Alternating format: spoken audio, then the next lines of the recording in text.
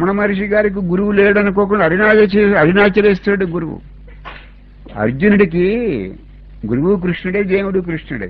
అర్జునుడికి గురువు కృష్ణుడే, దేవుడు కృష్ణుడే. రమణ మహర్షి గారికి అరుణాచలేశ్వరుడు దేవుడు, అరుణాచలేశ్వరుడు గురువు.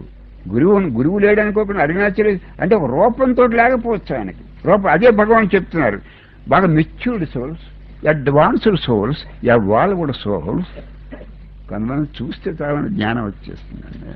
ఏమి గౌతమ బుద్ధుడి ముఖం ఉరికి అలా చూసి 150 మంది జ్ఞానం పొందారు. ట్రెమెండస్ లవ్, అకారణ భక్తి, అకారణ ప్రేమ. ఇక గౌతమ బుద్ధుడికి ఫేస్ చూసి 150 మంది రియలైజ్ అయ్యారు. ఉరికి ఫేస్ చూడటం వల్ల ట్రెమెండస్ లైట్, ట్రెమెండస్ లవ్.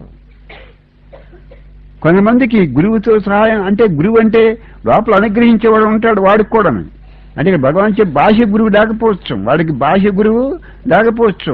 ఎవరో కొంతమందికి అంటే కొంతమందికి మౌనంతో చెప్తే అర్థం అవుతుంది, కొంతమందికి మాటలతో చెప్తేనే కానీ అర్థం కాదు. అలాగే గురువు ఒకవేళ కొంతమందికి బాహ్య గురువు లేకపోయినా లోపల అంతకుముందు జన్మల్లో వాళ్ళు పక్వమే వచ్చేస్తారు. అంతకుముందు జన్మల్లో బాగా మెచ్యూరిటీ వచ్చేస్తుంది, పక్వమే వచ్చేస్తారు. ఉరికి రాలిపోతారు అంతే. అది అంతకుముందు జన్మల్లోనే బాగా పక్వమే వచ్చేస్తారు. అహంభావం, ఆ దేహభావం ఉరికి రాలిపోతుంది. ఇప్పుడు జ్ఞాని ఆ దేహాన్ని ధరించడం మన కోసం కాడానికి ఆ దేహంతో పని లేదు.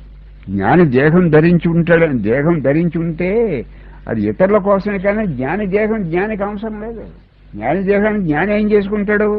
మన దేహం మనకు అవసరం. ఏదో సినిమాలు చూడటానికి, టీవీలు చూడటానికి, సరదా షికారులు చేయటానికి, షాపింగ్కి ఏదో మన దేహం మనకు అవసరం. జ్ఞాని ఏం చేసుకుంటాడు? అక్కడ ఇతరుల కోసం ఆ దేహం. జ్ఞానికి దేహంతో పని లేదు. ఏం చేసుకుంటాడో